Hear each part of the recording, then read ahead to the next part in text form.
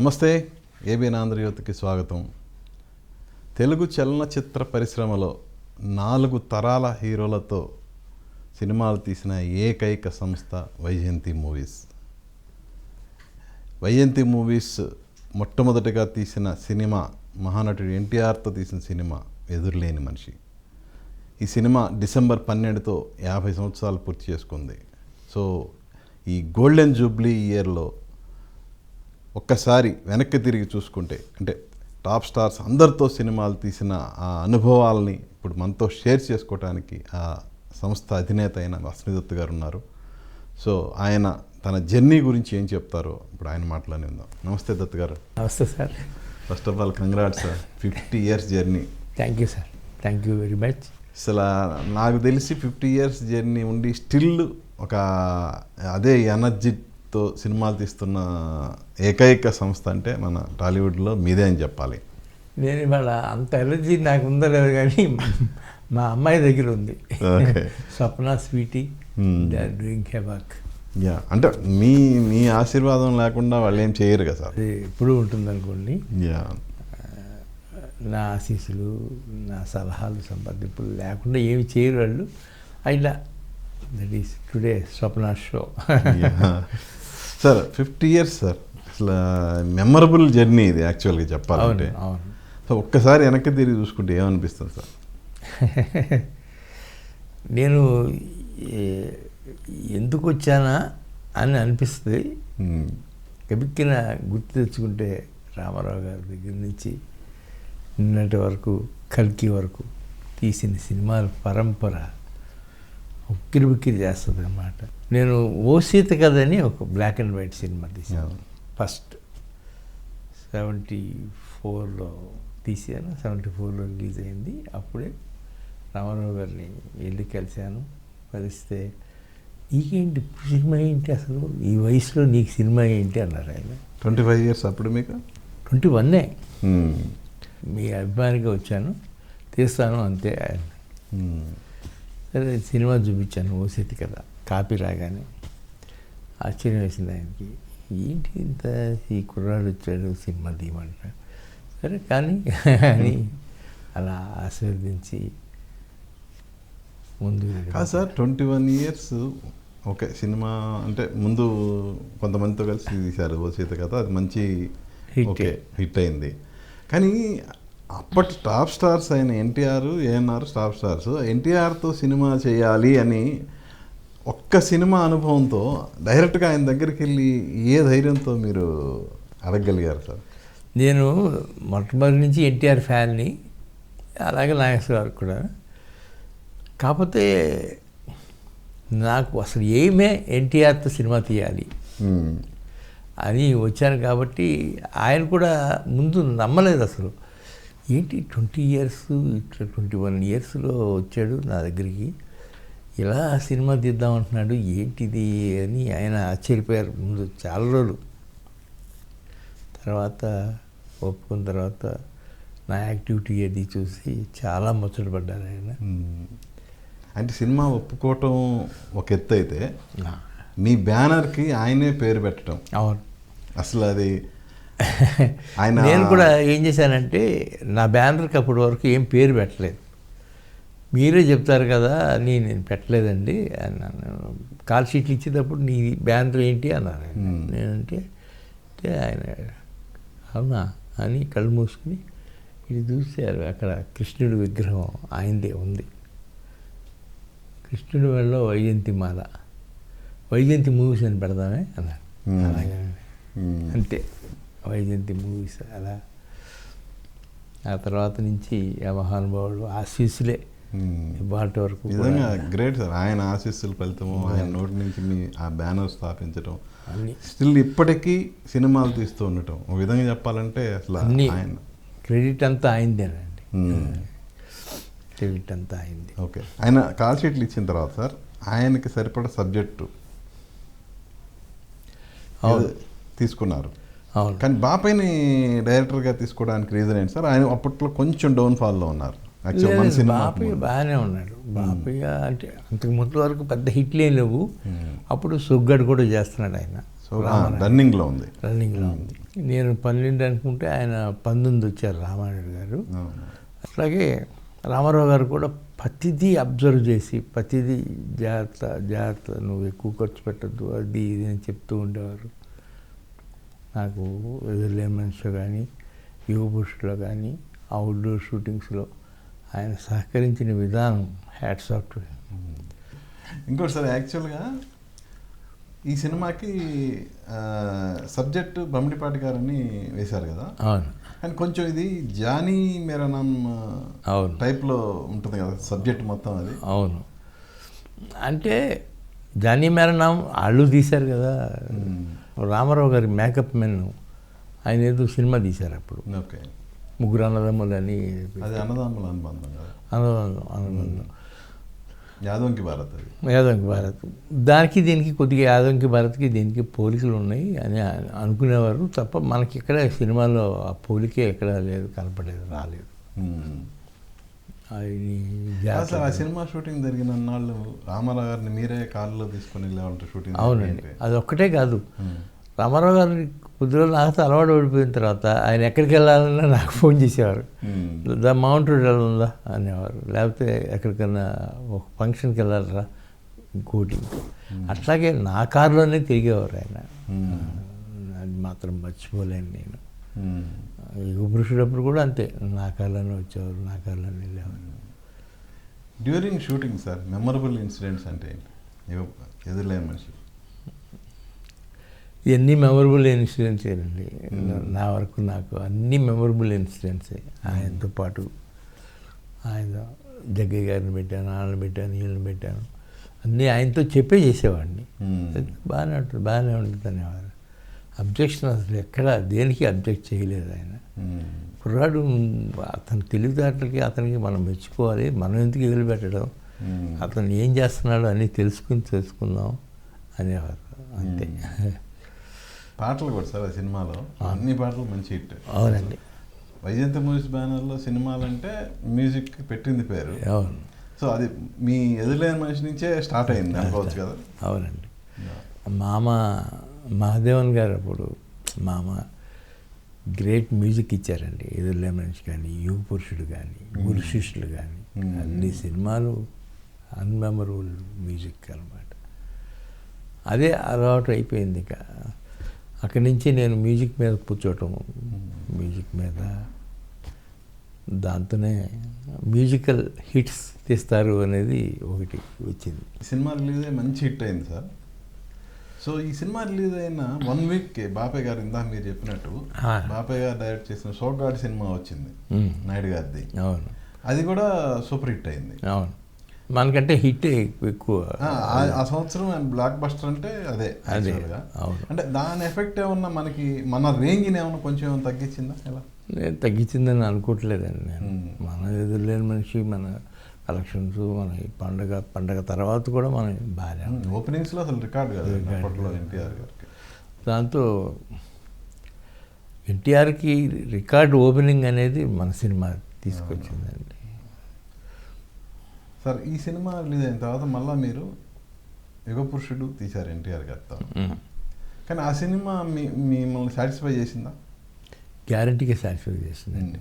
మంచి కథ, ఇటు కంపేర్ టు ఎదురులేని మనిషి లేదండి. ఎదురులేని మనిషి యుగ పురుషుడే కదా. అందులో కూడా పాటలు చాలా బాగుంటాయి, అన్నీ మ్యూజికల్ హిట్సే కదా. యుగ పురుషుడు ముందు మొదలుపెట్టింది అక్కడే మొదలుపెట్టాం. కొంతకాలం హైదరాబాద్లో షూటింగ్ చేసాం. అట్లా యుగ పురుషుడు ఒక రికార్డ్. అంటే మీరు ఏ ముహూర్తాన ఆ సినిమాకి యుగ పురుషుడు అని టైటిల్ పెట్టారో కానీ అది ఎన్టీఆర్కి సార్థక నామధేయం అయిపోయింది. అసలు యుగ పురుషుడు అంటే ఎన్టీఆర్ అని ఒక ఇది వచ్చేసింది కదా. నేను టైటిల్ చెప్తే ఆయన నవ్వుకున్నారు చాలాసేపు. ఎదురులేని మనిషి అంటే అది వాడుకలో ఉందనుకోండి, ఇది యుగ పురుషుడు ఏంటి ఎట్లా పెట్టావు ఆయనే ఆశ్చర్యపోయేవారు. చాలా సంతోషంగా ఉండేదండి ఆయన ఉండగా. సార్ యుగ పురుషుల్లో పాటకి సెన్సార్ వాళ్ళు అభ్యంతరం పెట్టారు కదా. ఏ పాట అండి అది? ఎక్కువ తెల్లగుర్రం అనే అదేదో కొద్దిగా పెట్టారండి. బట్ తర్వాత నేను వెళ్ళి కన్విన్స్ చేశాను, కన్విన్స్ అయ్యారు. ఏదో ఒక మాట అరమాట మార్చమన్నారు అంత తప్ప. ఆత్రేయ గారు వచ్చారు,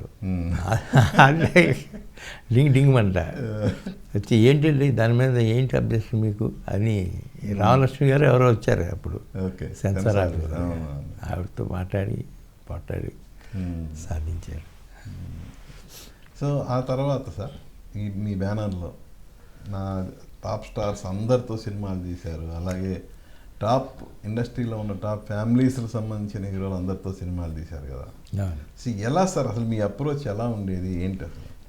అప్పుడు అప్రోచ్ చాలా ఈజీగా ఉండేదండి. అశ్విని దత్ వస్తున్నాడంటేనే ఒక ఏదో పాపం అందరూ సర్దుకుని కూర్చుని అట్లా నాగార్జున కానీ తర్వాత చిరంజీవి గారు ఎంటర్ అయిన తర్వాత అసలు ఆ కలరే మారిపోయింది. చిరంజీవి గారు వచ్చి అన్నీ రామారావు గారు బ్యానర్ ఇది మనం చేస్తున్నాం, ఇది ఫుల్ఫిల్ చేయాలి మనం అనే ఉద్దేశంతోనే ఆయన చేశారు సినిమాలన్నీ. 4 సినిమాలు ఆయన తీసింది, 4 సినిమాలు బాగా అండి. దాని తర్వాత మళ్ళా నేను అంత కష్టపడిన సినిమా ఏదో పెద్ద ఎత్తున తీసిన సినిమా కల్కి. అది కూడా పాపం ప్రభాస్ చాలా ఎక్కువ కాన్సన్ట్రేట్ చేసి కల్కి. అంటే ఇప్పుడున్న పరిస్థితుల్లో చూస్తే మనకి ఒకళ్ళంటే ఒకళ్ళకి ఉండదు పోటీ తత్వాలు కానీ ఏదన్నా కానీ. బట్ అప్పట్లో అలా ఉండేది కాదు కదా, మీరు అందరూ ఒక్క మాటగానే ఉండేవాళ్ళు. ఎలా సార్ అది ఆ రోజు తలుచుకుంటే అసలు ఎలా అనిపిస్తుంది? అది మేము వెళ్ళకముందు నుంచే రామారావు గారు కానీ నాగేశ్వరరావు కానీ 2 కాంపౌండ్ ఉండేవి. ఈ కాంపౌండ్ కానీ ఆ కాంపౌండ్ కానీ ఇద్దరి మధ్య సయోధ్య కూడా బాగానే ఉండేది. కాకపోతే కాంపౌండ్ డిఫరెంట్ అనేది తప్ప అప్పటికి నేను వచ్చేటప్పటికే అలవాటు ఆ యూనిట్ అంతా. ఒక రామారావు గారి యూనిట్ అని, రామారావు గారి నిర్మాతలని ఒక గుర్తింపు ఉండేది భయంకరంగా. అది హ్యాట్స్ ఆఫ్ ఆయనకి. కానీ మధ్యలో ఎన్టీఆర్ గారికి ఏఎన్ఆర్ గారికి చిన్న అభిప్రాయ భేదాలు వచ్చినప్పుడు మీరు మాత్రం ఇద్దరితో బాగానే ఉన్నారు. ఎలా సార్ అది ఎలా సార్? అభిప్రాయ భేదాలు నేను వచ్చేటప్పటికి అది పెద్ద అభిప్రాయ భేదాలు లేవండి. అంతకుముందే అయిపోయింది అనుకుంటాను. అది గుండెమ్మ తర్వాత నుంచి మరి ఎప్పుడు వచ్చిందో ఇప్పుడు తెలియదు. బట్ ఇద్దరు ఎదురు పెడితే ఎంత హ్యాపీగా ఆనందంగా ఉండేవారు. అంతా బాగుండేది, అట్మాస్ఫియర్ అది బాగుండేది. బ్రదర్ మీ ప్రొడ్యూసర్ నా దగ్గరికి వచ్చాడంటే నాకు తెలుసు బ్రదర్ అని అనేవారు రామారావు గారు. అట్లా ఉండేది సార్. అప్పుడు ఎంత టాప్ స్టార్స్తోనైనా మీరు చాలా క్విక్గా 2-3 నెలల్లోనే సినిమా ఫినిష్ చేసేవాళ్ళు, రిలీజ్ చేసేవాళ్ళు. బట్ వేరే అది ఇప్పటికి వచ్చేతలకి ఇప్పటి సిచ్యుయేషన్స్లో ఈవెన్ మీ కల్కి సినిమాకే నెంబర్ ఆఫ్ డేస్ చాలా టైం పట్టింది. అంటే టోటల్గా మేకింగ్ మారిపోయింది కదా. అది ఎలా అనిపించింది సార్ మీకు? కల్కి అనుకోకుండా 2 years 2.5 పట్టింది అనుకుంటాను. రన్నింగ్లోనే ఉంది సినిమా. దానికి ఎవరిది తప్పు పట్టలేం. పెరిగిన టెక్నాలజీ కానీ, మారుతున్న కాలాన పరిస్థితులు కానీ, గ్రాఫిక్స్ అనేది పెద్ద విషయం అప్పుడు. ఇవాళ గ్రాఫిక్స్ కూడా ఈజీ అయిపోయింది. ప్రభాస్ చాలా బాగా కోఆపరేట్ చేశాడు, అలాగే ఆ అమ్మాయి కూడా బాగా కోఆపరేట్ చేసింది. బాగానే జరిగింది షూటింగ్ అంతా. బట్ అనుకున్న దానికంటే రిజల్ట్స్ బ్రహ్మాండంగా వచ్చింది. సార్ ఇప్పుడు ఒక ఫ్యామిలీ, ఇప్పుడు ఎన్టీఆర్ గారిని తీసుకోండి. ఎన్టీఆర్ గారి తర్వాత ఆయన వారసులు బాలకృష్ణ గారితో చేశారు, అలాగే ఎన్టీఆర్ మనవడు ఎన్టీఆర్తో చేశారు. ఇలా అన్ని ఆ ఫ్యామిలీలో అందరితో సినిమాలు చేశారు కదా. సో ఏంటి సార్ వాళ్ళలో మీరు గమనించిన మార్పులు ఏంటో? గమనించిన మార్పులు ఏమి లేవు. నేను అనుకుంది ఏంటంటే రాఘవేంద్రరావు గారు నా వెనకమాల ఉండేవారండి. ఓకే. ఎదురులేమని ఎప్పటి నుంచి కూడా నాతోనే ఉన్నారు. ఆయన నా ఆఫీసులో నుండి నాతోనే ఉండి ఎదురులే మనిషికి కొన్ని సలహాలు, ఎదురులే మనిషి టైటిల్ కూడా ఆయనదే.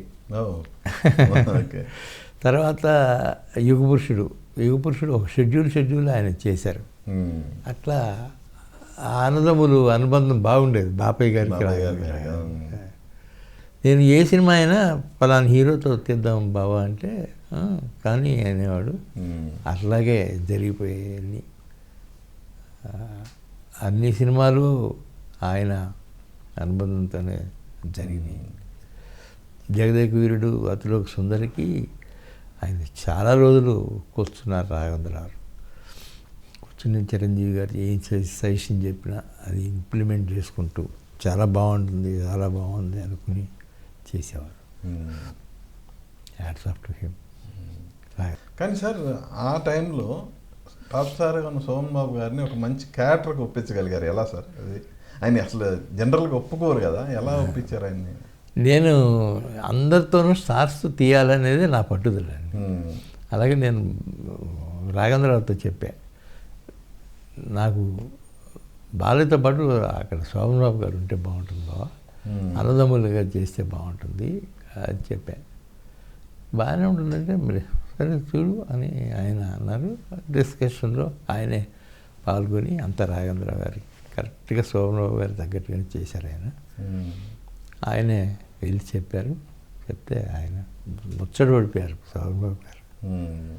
అలాగే తప్పకుండా చేస్తాను అని చేశారు. సో నెక్స్ట్ నాగేశ్వరరావు ఫ్యామిలీ, ఆయనతో చేశారు, వాళ్ళ అబ్బాయితో చేశారు, వాళ్ళ మనవాళ్ళతో మనవాళ్ళతో చేశారు. అవును, అదంతా అది నాగేశ్వరరావుతో 3 సినిమాలు చేశానండి. ఎప్పుడు అసలు ఎక్కడ మాకు మళ్ళీ మాట కానీ అసలు ఇప్పుడు తేడాలే రాలేదు అసలు. నాగేశ్వరరావుతో చేసినా కూడా అలాగే ఉండేది. రామారావు గారు చేసిన, నాగేశ్వరరావు చేసిన. నాగేశ్వరరావుతో చేసినప్పుడు అడ్వాంటేజ్ ఏంటంటే రామారావు గారు ఇక్కడే ఉండేవారు సీఎంగా. అప్పుడప్పుడు వెళ్ళి కలుస్తూ ఉండేవాడిని. అది ఇది అంటూ ఉండేవారు, కబుర్లు అన్నీ అడిగేవారు. తర్వాత ఆయన తీసిన ఒక సినిమా కూడా నేను కొన్నాను, అది కూడా చేశాను. అంత బాగుండేది రామారావు నాగేశ్వరరావు. ఆ ఇదే వేరండి, ఆ ఇది వేరు కలక్షేపం. ఇవాటికి నేను ఎక్కడికైనా వెళ్తే రామారావు గారు ప్రొడ్యూసర్ వచ్చారు అనే ఉంటుంది. అలా ఎన్టీఆర్ గారి మనవడితో ఆయన ఫస్ట్ హిట్ మీదే ఇచ్చారు, స్టూడెంట్ నెంబర్ 1. అవును. బట్ ఆ తర్వాత తీసిన కంత్రి బాగా డిసప్పాయింట్ చేసింది. కంత్రి బాగానే ఉందండి, కంత్రిలో తేడా పెద్దగా కనిపించలేదు. ఇదే 3వ సినిమానే బాగా డిసప్పాయింట్ చేసింది. అదొకటే బాగా నాకు మీకు బ్రేక్ ఇవ్వనండి. నాకు బ్రేక్ ఇవ్వలే, నాకు హ్యాపీ. అందరికీ బ్రేక్ ఇవ్వలేనండి కంత్రి. నేను ఇప్పుడైనా నేనే రిలీజ్ చేసుకున్నామండి, అందరు డిస్ట్రిబ్యూటర్లు పిలిచి మీరు ఎంత ఇస్తారు అని తీసుకు. అలాగే కంత్రి వరకు నాకు బ్రేక్ ఇవ్వనే. ఇటు తిరిగి వచ్చింది శక్తి, అది బాగా దెబ్బ కొట్టింది. దాదాపు ఆ రోజుల్లోనే నాకు 24 కోట్లు 25 కోట్లు పోయింది బాగా. ఆ తర్వాత వద్దులే కొంతకాలం నిర్మాణం ఆపుదాం అనుకున్నాను. ఈ లోపల మా అమ్మాయి పెద్ద అమ్మాయి వచ్చింది, డాడీ నేను ఇది ఇప్పుడు వీడియోలు అవి తీయట్లేదు, మానేశాను, నేను చేస్తాను ప్రొడక్షన్ అంటే తీయమ్మా అయితే హ్యాపీ నాకు నువ్వు. అట్లా తను మొదలుపెట్టింది. అక్కడి నుంచి నేను ఏనాడైనా అసలు ఏ కథ ఏంటి అని అడగను, తను వచ్చి అది స్క్రిప్ట్ అంతా చెప్పిన తర్వాత చాలా బాగుందమ్మా అని. అయితే ఈ సినిమాకి నీ పేరే పెడుతున్నాను అండి అట్లా. అండ్ మీ పాప వాళ్ళు పర్ఫెక్ట్గా వీళ్ళు క్యాపబిలిటీ వీళ్ళు కరెక్ట్గా చేయగలరు అన్న కాన్ఫిడెన్స్ మీకు ఎప్పుడు వచ్చింది సార్? నాకు సీతారామం తర్వాత బాగా కాన్ఫిడెన్స్ వచ్చిందండి. సీతారామంకి ఇతను వస్తున్నాడు డాడీ, ఒక మంచి కథ ఉంది, అతనితో చేద్దామంటే నేను కొద్దిగా ముందు భయపడ్డాను. నేను బయట ఏదో చెప్తారమ్మా అంటే అబ్బాయి లేదంటే నిజంగా వచ్చాడు పాపం, అంత ఒబీడియంట్గా ఆ కథ చెప్పాడు. నేను అతను స్వప్న ఆ Sitaramam cinema hats off to him, hats off to అందరూ యూనిట్ అంతా బాగా చేశారు. అట్లా సక్సెస్ అయింది. మీరు ఎన్ని బ్లాక్ బస్టర్లు హిట్లు ఇచ్చారు, బట్ మీ అమ్మాయి వాళ్ళు మహానటి అనే ఒక సినిమాతో నేషనల్ అవార్డుతో సహా అటు కమర్షియల్ సక్సెస్, అటు అవార్డ్స్, నేషనల్ అవార్డు అన్నీ కొట్టేశారు కదా. ఎప్పుడన్నా సరదాగా అంటుంటారా, అవార్డులు కొట్టలేదు, నేను అవార్డులు కూడా కొట్టాను? నవ్వుకుంటుంటాం సార్. ఆ సినిమా తీస్తున్నప్పుడు నన్ను రోజు రమ్మలేదు సెట్కి. సరే నేను వెళ్ళేవాడిని. వెళ్తే తను తీసిన విధానం, ఆ cinema hats off to him. Keerthy Suresh చాలా బాగా చేసింది. కీర్తి సురేష్ పక్కన దుల్కర్ ఉన్నాడు కదా. అలా దుల్కర్తో ఫస్ట్ మంచి హిట్ కొట్టారు, మళ్ళీ సీతారామంతో కొట్టారు, మళ్ళీ కల్కితో కొట్టాం. కల్కిలో మళ్ళీ ఇప్పుడు చేస్తున్నారు. ఇప్పుడు చేస్తున్నామండి, చేస్తున్నాం. మా పర్మనెంట్ హీరో. అవును. అంటే మీరు ఎవరితో చేసినా కంటిన్యూగా చేస్తూనే ఉంటారు. కంటిన్యూగా చేస్తూనే ఉంటానండి. అందరూ కూడా మా బ్యానర్ అనే అనుకుంటారు. ఏ హీరో అయినా. ఇవాళ నాగార్జున దగ్గరికి వెళ్ళినా, చిరంజీవి గారి దగ్గరికి వెళ్ళినా మా బ్యానర్ అనే వాళ్ళ ఉద్దేశం ఉంటుంది. దానికి వాళ్ళ బిహేవియరే కారణం తప్ప నా గొప్పతనం ఏమీ లేదు. నేను వెళ్ళామండి. ఈవెన్ నాగార్జునతో కూడా ఆఖరి పోరాటం లాంటి సూపర్ హిట్ తీశానండి. అలాగే కృష్ణ గారి ఫ్యామిలీ. అవును. కృష్ణ గారు అయితే మరీ సందడిగా ఉండేదండి. కృష్ణ గారితో సినిమా అంటే కృష్ణ గారు మహేష్ బాబుని పెట్టి నువ్వే తీయాలి అని చెప్పారు. చెప్పిన తర్వాత రాఘవేంద్రరావు గారిని పెట్టి రాఘవేంద్రరావు గారి గురించి ఒక 2-3 నెలలు వెయిట్ చేసి తీసాం సినిమా. రాజ్కుమార్. బట్ ఆయన ఆగినందుకు గాను ఆ cinema super duper hit. Even అలాగే చిరంజీవి గారు కూడా వాళ్ళ అబ్బాయి లాంచింగ్ మీకే ఇచ్చారు. నాకే ఇచ్చారండి. దాన్ని చూసి చిరంజీవి గారు ఇచ్చారు. అట్లాగే అసలు చిరంజీవి గారు కృష్ణ గారు ఇచ్చిన తర్వాతే అందరూ హీరోలకి నేను అనేవాళ్ళని ఒక బ్యానర్ ఉంది అక్కడ అనేది వచ్చింది. ఒక వైజయంతి మూవీస్లో లాంచ్ అయితే ఇక కెరియర్ ఉండదు, బ్రాండ్ అయితే వచ్చేసింది. దాన్ని నిలబెట్టుకునే పని చేసాం తప్ప మేము ఎక్కడ డిసప్పాయింట్ చేయలేదండి. అవును, డెఫినెట్గా అంతే కదా సార్. సార్ ఈ ఎంటైర్ జర్నీలో మీ ఒక ప్రొడ్యూసర్గా సరే మనం తీసుకున్న ఈ నిర్ణయం తప్పు అని ఎప్పుడన్నా అనిపించిందా ఏ ప్రాజెక్ట్కైనా? అది అనిపిస్తే శక్తికే అనిపించిందండి. శక్తికే మనం తీసిన విధానం కానీ ఎంత ఖర్చు పెట్టాము అది ఎవరికి సాటిస్ఫాక్షన్ లేకుండా పోయింది. హీరోకి కానీ డైరెక్టర్ కానీ. అతను అనవసరమేమో అని అనిపించింది నాకు. రమేష్ కానీ ఎవరి గురించి అనుకోవడం అనవసరం కదా. సినిమా ఫ్లాప్ అయింది, నేను మెదకుండా వెళ్ళిపోయాను. 27 కోట్లు కట్టేసిన తర్వాత నేనే సఫర్ అయ్యా. అంటే మనం ఎందుకు మాట అంటాం అనవసరం కదా, దీని తర్వాత ఏం జరుగుతుందో చూద్దాంలే అని నేను మిగతా అన్ని ప్రాపర్టీలు అన్నీ చూసుకుంటూ ఉన్నా. ఇంత లోపల మా అమ్మాయిలు తీసిన సినిమాలు మొదలుపెట్టారు కదా. అలా నేను ఈ లోపల వైజయంతి మూవీస్ కూడా మళ్ళీ కంటిన్యూ చేశాను. అంటే వైజయంతి మూవీస్లో సినిమాలు చేస్తూనే అదర్ ప్రొడ్యూసర్స్తో కలిసి బయట కొన్ని సినిమాలు చేశారు కదా. అల్లు అరవింద్ గారితో అది ఎప్పుడు చేసామండి. అది ఎప్పుడు అల్లు అరవింద్ గారు, రాఘవేంద్రరావు గారు, నేను కలిసి సినిమా చేసేవాళ్ళం. అలాగే అవును, అందులో కూడా మంచి మంచి సినిమాలు వచ్చినాయి. అమరరాజీనామా లాంటివి మంచి సినిమాలు వచ్చినాయి. మా అమరరాజీనామా అంటే నేను దివ్య ప్రసాద్ అంటే త్రివిక్రమరావు గారు తీసాం. ఆ తర్వాత నుంచి ఆ ప్రొడ్యూసర్స్ లేరు కానీ ఈ మిగతా వాళ్ళందరితోనూ నేను ఎక్కువ సినిమాలు తీసాను. అరవింద్ గారు నేను నెంబర్ ఆఫ్ పిక్చర్స్ తీసాను. ఒకప్పుడు టాప్ ప్రొడ్యూసర్లుగా ఉన్న ప్రొడ్యూసర్లు అందరూ ఒకసారి చూసుకుంటే ఇప్పుడు ప్రజెంట్ జనరేషన్లో వాళ్ళు లేరు. సినిమాలు తీయటం ఆపేయటమో లేదంటే ఫైనాన్షియల్గా దెబ్బతింటమో జరిగింది. ఎందుకు? అది ఎప్పుడు జరుగుతూనే ఉండేదండి. సంవత్సరానికి 2 సంవత్సరాలకు ఒక ప్రొడ్యూసర్ దెబ్బతిన్నాడు, ప్రొడ్యూసర్ వెళ్ళిపోయాడంట. అంటే ఇవన్నీ చాలా మామూలుగా అయిపోయింది ఇప్పుడు రాను. అదే మరి నా దగ్గరికి వచ్చేటప్పటికి నాకు దెబ్బ తగిలింది కదా శక్తిలో.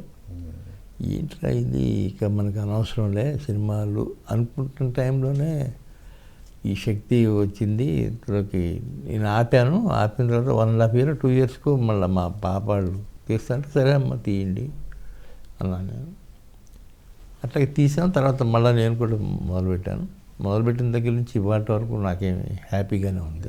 మీరు దెబ్బతిన్న తర్వాత మీ వారసత్వాన్ని మీ వారసురాళ్ళు అందిపుచ్చుకున్నారు, వాళ్ళు సమర్థవంతంగా తీసుకొచ్చారు. కానీ మిగతా ప్రొడ్యూసర్లకు అలా జరగలేదు. జరిగినట్టు లేదు. సురేష్ ప్రొడక్షన్స్ ఒకటేనండి నేను అనుకునేది. తర్వాత అల్లు అరవింద్ గారు, ఈ 2 ప్రొడక్షన్స్ ఉండే అప్పుడు ఇప్పుడు ఎప్పుడు ఉంటానే ఉంటాయి. అంటే సురేష్ ప్రొడక్షన్స్కి వెంకటేష్ ఉండటం ఒక అడ్వాంటేజ్ కావటం. ఇప్పుడు ఈవెన్ అల్లు అరవింద్ గారు కూడా చిరంజీవి గారు ఉండటము, వాళ్ళ అబ్బాయి అది రావటం, ఇవన్నీ కలిసి వచ్చినాయి. బట్ వేరే ఇప్పుడు దేవిగారు ప్రసాద్ గారిని మీరు చెప్పారు, త్రివిక్రమ్ గారు కానీ వీళ్ళందరూ ఒకప్పుడు అద్భుతమైన సినిమాలు తీసిన వాళ్ళు, మీతో పాటు పోటాపోటీకి తీసిన వాళ్ళే. బట్ ఆ తర్వాత ఇప్పుడు చూస్తే అసలు మనకి అలా తీసేవాళ్ళు లేరు. ఈవెన్ వాళ్ళే చివరి స్టేజ్కి వచ్చేదానికి దెబ్బతినిపోయారు. అవునండి. ఇంకోటి సార్, యాక్చువల్గా మనకి ఎన్టీఆర్ ఏఎన్ఆర్ కానీ ఎవరైనా అప్పట్లో నిర్మాత ఎవరన్నా కొంచెం దెబ్బతిన్నారు అంటే వాళ్ళని పిలిచి మరీ సినిమాలు చేసి నిలబెట్టే సందర్భాలు ఉన్నాయండి. కానీ ఇప్పుడు పరిస్థితుల్లో అది కనపట్టలేదు. ఏంటి సార్ సిచ్యుయేషన్స్ అలా మారటానికి ఏంటిది? అంటే హ్యూమన్ వాల్యూస్ అనేవి తగ్గిపోవటం. అంటే హ్యూమన్ వాల్యూస్ తగ్గటమైన లేదండి. ప్రొడ్యూసర్స్ కనుక బాగుంటే, నిర్మాతలు బాగుంటే వాళ్ళు కూడా, హీరోలు కూడా బాగానే ఉంటారు. నాని ఉన్నాడు, ప్రభాస్ ఉన్నాడు, వీళ్ళందరూ కూడా ఎప్పుడూ నిర్మాతలతోనే బాగానే ఉంటారు. వాళ్ళతో తీసే విధానంలో కూడా మార్పు ఏమీ ఉండదు. మనం స్టాండర్డ్గా తీద్దాం అనుకున్నప్పుడు వాళ్ళు బాగానే కలిసి వస్తారు. అది మరి ఎక్కడ నిర్మాతల్లో మార్పు వస్తుందా, హీరోలో మార్పు వస్తుందా అనేది చెప్పాలి.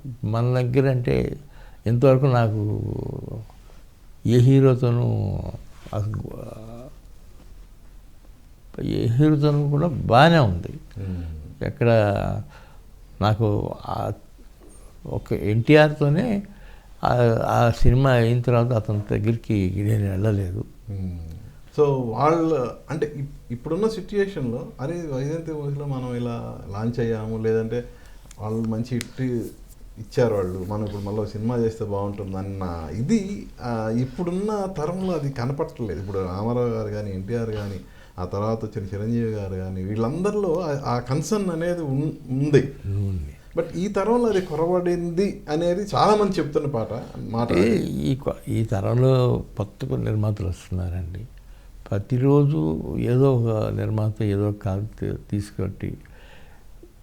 తీసుకురాబట్టి ఇవన్నీ వస్తున్నాయేమో. కాకపోతే నేను అదర్ లాంగ్వేజ్లోకి వెళ్ళాను, మా తమిళనాడు వెళ్ళాను అనుకోండి, హిందీ చేశాను. ఎక్కడికి వెళ్ళినా Ashwiniji what cinema he's doing now, Ashwiniji అదే ఉంటుంది. Rajinikanth, hats off to him. Rajinikanth కథానాయకుడు.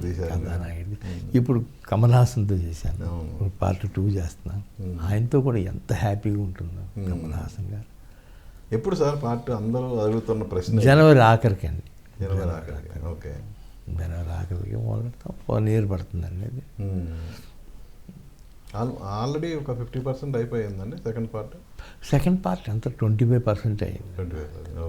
20-25% అయింది. సో అది 2027లో వచ్చే అవకాశం వచ్చేస్తుంది. 2027లో వస్తుంది.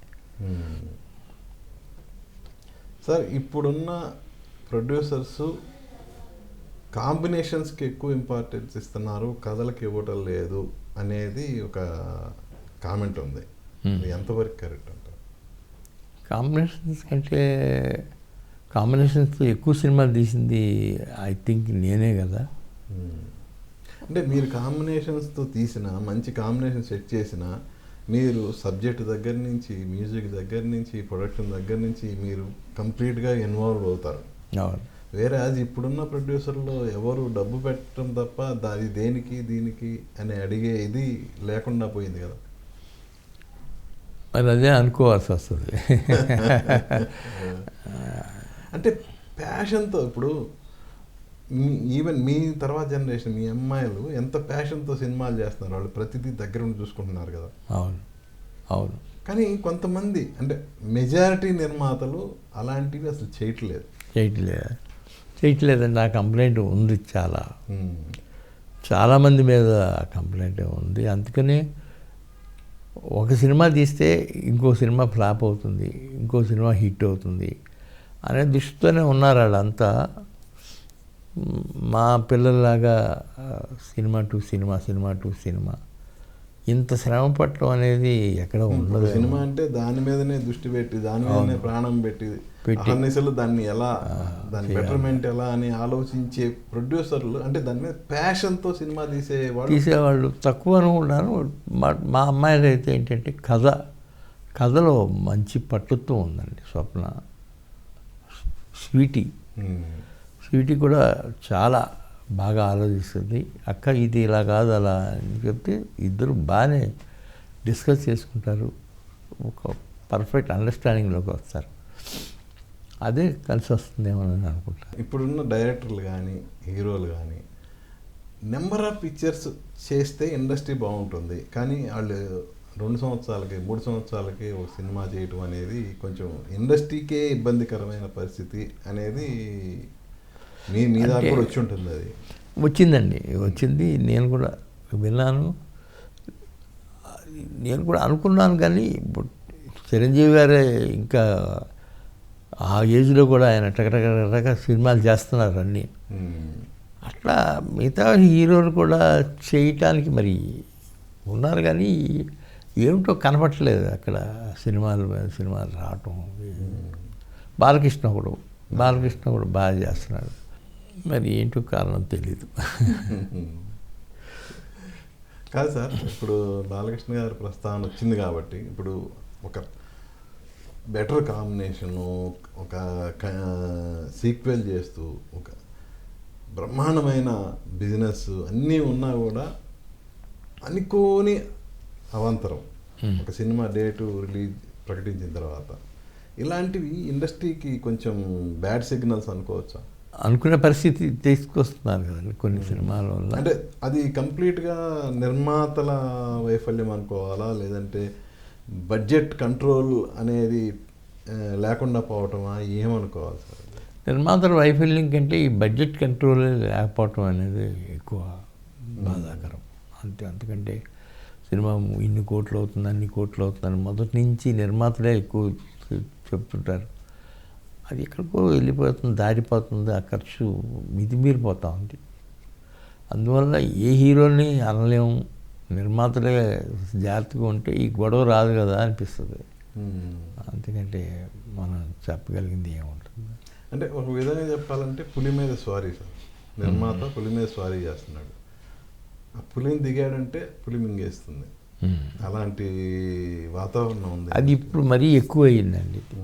ఇప్పుడు చూస్తూనే ఉన్నాం కదా, ఇప్పుడు ఎవరు హీరో, ఎవరుతో సినిమా తీస్తున్నారు, ఎవరు నిర్మాత అంటే ఏమీ అర్థం కాదు. ఓ 10-12 సినిమాలు ఎప్పుడు అనౌన్స్ అవుతూ ఉంటాయి, కొత్త స్టార్స్ అంటారు. పెద్ద హీరోలు, పెద్ద దర్శకులు వీళ్ళంతా ఇప్పుడు వెనకపడిపోయారని అనలేము. వీటితో సినిమాలు ఎందుకు రావట్లేదు అంటే కారణం తెలియదు. 2.5 నేను తీశాను 2.5 సంవత్సరాలు. నాకు అనిపించింది ఆ గ్రాఫిక్స్ ఇది కరెక్ట్ కాదేమో అని అనిపించింది. ఇప్పుడు గ్రాఫిక్స్లో కూడా మార్పు వచ్చింది కాబట్టి, అంటే యాసిడ్గా ఇప్పుడు కల్కి మనం తీసామండి, అలాంటి సినిమా ఎవరు తీస్తున్నారంటే ఎవరూ తీయట్లా. కల్కి లాంటి సినిమా ఎక్కడ వస్తుంది? ఇప్పుడు వస్తున్న సినిమాల్లో 2-3 సినిమాలు కనపడుతూ ఉన్నాయి తప్ప మిగతా సినిమాలన్నీ ఎక్కడ ఉనికి లేదు. గ్లోబల్ మార్కెట్కి వెళ్ళటం అనేది ఒక విధంగా అడ్వాంటేజే, at the same time disadvantage కూడా అనుకోవచ్చు కదా. ఇప్పుడు ప్రతి ఒక్కడు ఎంతసేపు ఉన్నా ప్యాన్ ఇండియా అని ప్యాన్ ఇండియా ఓన్లీ పదం వరకే పరిమితం అవుతుంది, మేకింగ్లో అది కనపట్టలేదు అనేది. అవును, అది కూడా నిజమేనండి. ప్యాన్ ఇండియా అంటే ఆ కథ అలా ఉండాలి, దానికి తగ్గట్టుగానే క్యాస్టింగ్ అది కూడా ఉండాలి అనేది ఎక్కడ ఇట్లా వెళ్ళి ఒక లాంగ్వేజ్లో ఒకరిని అక్కడికి వెళ్ళి ఆ లాంగ్వేజ్లో ఒకరిని పట్టుకొచ్చి అనౌన్స్ చేసి తీసేస్తున్నారు సినిమాలు. అయ్యేమో రావు టైంకి. సార్ నాకు ఒక చిన్న ఇన్సిడెంట్ ఎలా అంటే, ఇప్పుడు ఎవరన్నా ఒక పల్లెటూరు నుంచి ఇక్కడికి వచ్చిన కొంతమంది మనుషులకి జనరల్గా పలానా ఇల్లు ఇది పలానా హీరోది, ఇది పలానా డైరెక్టర్ది, ఈ ఇల్లు పలానా హీరోది, ఇంకో హీరోయింది, ఇలా చూపిస్తూ వెళ్తుంటే వాళ్ళు ఆశ్చర్యపోయి, ఈయన ఎంతసేపు ఉన్నా మీరు హీరోలు డైరెక్టర్లు ఇల్లే చెప్తున్నారు, మరి ప్రొడ్యూసర్లు ఇల్లు చూపించరా అని అడిగారంట. అంటే హీరోలు అంటే వాళ్ళు పుట్టినాళ్ళు కదా, వాళ్ళకి ఇల్లు అందరికీ ఇల్లు ఉండటం అది అవసరం, అది తప్పేం కాదు. నేను తప్పేం కాదంటలా, కానీ వాళ్ళని స్టార్స్ చేసిన వాళ్ళ నిర్మాతలకి ఒక సొంత ఇల్లు, ఒక గ్రాండియర్తో కూడిన ఇల్లు అనేది లేకుండా పోతున్నాయి అనేది చెప్తున్నమాట. అదే అట్లా ఎంతమంది నిర్మాతలు కూడా ఆలోచించుకుంటే ఈ పరిస్థితి రాదేమో మరి.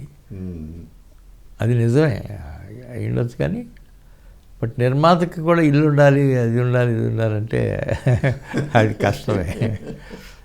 అంటే సినిమా రిలీజ్కి వచ్చేదానికి ఇల్లు కూడా ఉంటుంది. సార్ ఇప్పుడు ఏంటి సార్ పొలిటికల్గా ఏంటి మీ యాక్టివిటీ ఏంటి? ఇంతకుముందు ఫుల్ అంటే ఇప్పుడు యాక్టివిటీ ఏమీ లేదు.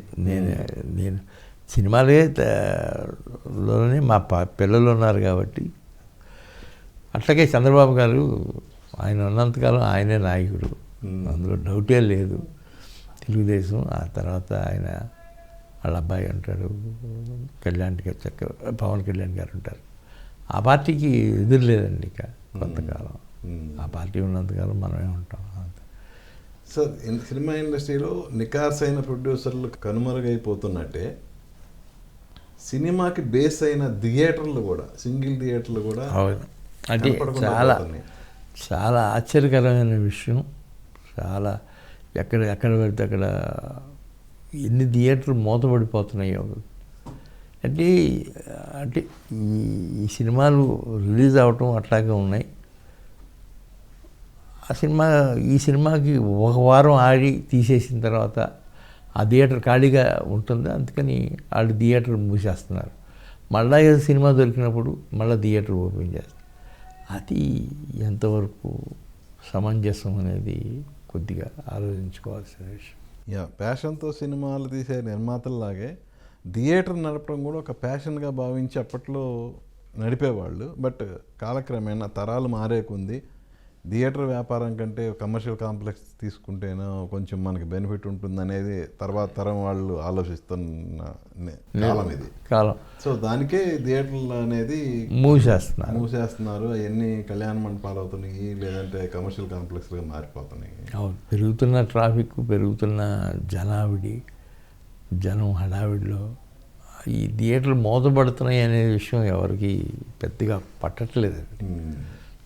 మూతపడుతున్నాయి, దాని స్థానంలో ఏదో ఒకటి వస్తానే ఉంది కదా అని అంతే, అలాగే అనుకోవటం తప్ప మనం ఇంకా అంతే. సినిమా బడ్జెట్ పెరగటానికి మెయిన్ రీజన్ అసలు ఏంటి సార్? అంటే రెమ్యునరేషన్సా, లేదంటే అవగాహన లేని తనమా, ఎలా అనుకోవాలి? అవగాహన లేని తనమే అనుకోవాల్సి వస్తుందండి. అంతకంటే ఏవి కనపట్టలేదు. మంచి కథ, మంచి ఇవి ఉంటే ఇప్పుడు చూడండి, ఇప్పటికీ సంవత్సరానికి 10-15 సినిమాలన్నా చిన్న కథతో సూపర్ డూపర్ హిట్ అయిన సినిమాలు ప్రతి నెల ఒకటి వస్తూనే ఉంటుంది. అవి ఎంతవరకు వస్తాయి అనేది మనం ఆలోచించుకోవాల్సిన పరిస్థితి. ఈ పెద్ద సినిమాల వల్ల చిన్న సినిమాలు ఏమైనా డిస్టర్బ్ అవుతున్నాయా అంటే అది ఏమీ లేదు. పెద్ద సినిమాలే డిలేగా వస్తున్నాయి. ఇక చిన్న సినిమాలు రావాలి. నేను చిన్న సినిమాలే తీస్తూ ఉంటాను కదా ప్రస్తుతం. మా పిల్లలు అంతా చిన్న సినిమాలే తీస్తున్నారు. ఇప్పుడు ఏదో కలికి నా ఇన్స్పిరేషన్ వల్ల వచ్చిందని. బట్ అట్లా కల్కి లాంటి సినిమాలు కూడా రావాలి, చిన్న సినిమాలు కూడా బాగా ఆడాలి. ఇప్పుడు ఏంటి సార్ ప్రస్తుతం ఏంటి ఛాంపియన్ 25 రిలీజ్ కాబోతుంది. అవును. ఇంకా వేరే ప్రాజెక్ట్స్ ఏంటి సార్ ఇప్పుడు రన్నింగ్లో ఉన్నాయి? తర్వాత దుల్కర్ సల్మాన్ దొరకదు. ఓకే. ఏప్రిల్ అనుకుంటున్నాను నేను. ఓకే. తర్వాత నేను మొదలుపెట్టాను కదా ఇప్పుడు ఒకటి మహేష్ బాబు బ్రదర్ని, అవును, అతనితో పాటు సినిమా. అది మే 30 ఆ ప్రాంతాల్లో వస్తుంది. ఓకే. ఈ 3 సినిమాలు అయిన తర్వాత కల్కి మొదలవుతుంది. ఓకే. అంతే. మరి చిరంజీవి గారితో ఎప్పుడు మళ్ళా? చిరంజీవి గారితో మొదలు పెట్టాలండి, అదే చూస్తున్నాను, కథ ఎత్తుతున్నాను, రాగానే మొదలు పెడతాను. ఖచ్చితంగా చిరంజీవి గారితో సినిమా ఉంటుంది. సో ఫైనల్గా 50 సంవత్సరాలు అవుతుంది మీ ఎదురులేని మనిషి. అవును. సో ఒక విధంగా గోల్డెన్ జూబ్లీ ఇయర్ ఇది మీకు. అవును. మెమరబుల్ ఇది. దీనికి ఏమన్నా స్పెషల్గా ఏమన్నా ఒక ఈవెంట్ లాగా చేసి ఏమైనా చేయాలని ఆలోచన ఏమైనా ఉందా? ఇలా ప్రస్తుతానికి ఏమీ లేదు. మీరు అడిగారు కాబట్టి ఇప్పుడు ఆలోచిస్తాను దీని గురించి. తప్పకుండా ఏదో సినిమా, ఈ సినిమా అడ్డం పెట్టుకుని ఏదో సినిమాలో దీన్ని ఎదురులేని మనిషి, ఈ బ్యానర్ అనేది తప్పకుండా వైజయంతి మూవీస్కి చరితార్థం చేస్తాను. మిమ్మల్ని ఇన్స్పిరేషన్గా తీసుకొని వచ్చే నిర్మాతలకి మీరు ఫైనల్గా చెప్పే మాట ఏంటి? నేనేమి అంత ఇన్స్పిరేషన్తో వచ్చాను అనేది నేను సలహాలు ఇవ్వటం అనేది జరగదు. మిమ్మల్ని స్ఫూర్తిగా తీసుకొని చాలా మంది నిర్మాతలు వస్తారండి. గ్రాండియర్కి పెట్టింది పేరు సార్ అశ్విని దత్ గారు ప్రొడ్యూసర్ అంటే అది ఆ సినిమాలో ఉన్న గ్రాండియర్ మామూలు గ్రాండియర్ కాదు. అవును. పెట్టిన ఖర్చు అంతా స్క్రీన్ మీద కనపడుతుంది. వేరే ఇప్పుడు కొంతమంది మేము 200 కోట్లు 300 కోట్లు అంటున్నారు, ఆ స్క్రీన్ మీద ఏం కనపడకుండా పోతుంది కదా. అది నా ఒక్కడు ప్రతిభ కాదు కదండి. నేను కథ సెలెక్ట్ చేసినప్పుడే, ఆ డైరెక్టర్ని సెలెక్ట్ చేసినప్పుడే వాళ్ళు కూడా కష్టపడితేనే. ఎస్వి కృష్ణారెడ్డి గారు ఉన్నారు, నాతో 2 సినిమాలు తీశారు, 2 హిట్లే కదా. అట్లా ప్రతి సినిమాలోనూ ఆ డైరెక్టర్లు వాళ్ళు కూడా కష్టపడితేనే వస్తాయి సార్. అది నేను చెప్పగలిగింది అండి. సో ఏదేమైనా ప్రొడ్యూసర్ అనే వాడికి కంప్లీట్గా అవగాహన ఉండాలి. సినిమా ఇండస్ట్రీ మీద అవగాహన ఉండాలి, తను తీసే ప్రాజెక్ట్ మీద అవగాహన ఉండాలి. అది ఉన్నప్పుడే సక్సెస్ అనేది వస్తుంది. అది మాత్రం ఖచ్చితంగా ఉండాల్సిన ఇది. So thank you sir. So thank you very much అండి. మనిషి 50 ఏళ్ళ సందర్భంగా, అలాగే Vyjayanthi movies 50 years golden Jubilee year ఇది. సో మీరు ఇలాగే మరిన్ని సంవత్సరాలు మరిన్ని సినిమాలు తీస్తూ జనాల్ని అలరింపజేయాలని మనస్ఫూర్తిగా కోరుకుంటున్నాను. All the best sir. ఇలాంటి జర్నలిస్టులు ఉన్నంతకాలం నేను బాగానే ఉంటాను. Thank you. చూసారు కదండి అశ్విని దత్ గారితో మన స్పెషల్ చిట్ చాట్. మళ్ళీ మరో గెస్ట్తో మీ ముందుకు వస్తాను. మీ ఎన్ఎస్ఆర్ సైనింగ్ ఆఫ్. చూస్తూనే ఉండండి ఏబిఎన్ ఆంధ్రజ్యోతి.